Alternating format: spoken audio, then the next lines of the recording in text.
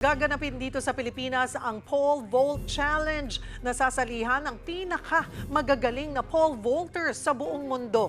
Para bigyan ng mukhang balita, Mobile Journal, Denise Valdesancho. The best of the best sa pole vaulting. At magsasama-sama sila this coming September 20 to 21 sa Atletang Ayala Pole Vault Challenge sa Ayala Triangle Gardens, Makati. Yan ang big announcement kahapon sa isang online media press conference na pinangunahan ng world number 4 at two-time Olympian na si EJ Obiena.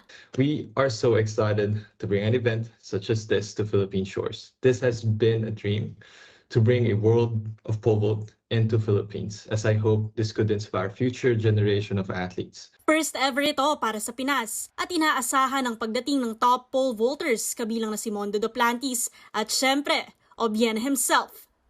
Naging posible yan dahil sa collaboration ng Atletang Ayala, MVP Sports Foundation at ng Pinoy pole vaulting hero na si EJ Obiena. Parte rin ng marquee event ng World Athletics Calendar.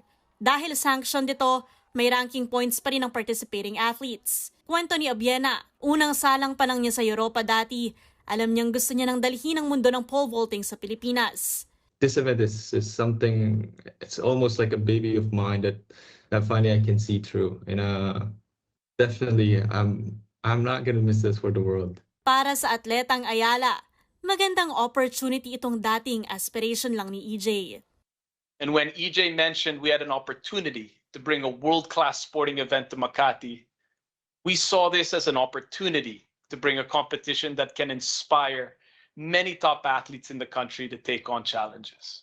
Mobile Journal, Denise Valdesancho po, hatid ang mukha ng balita.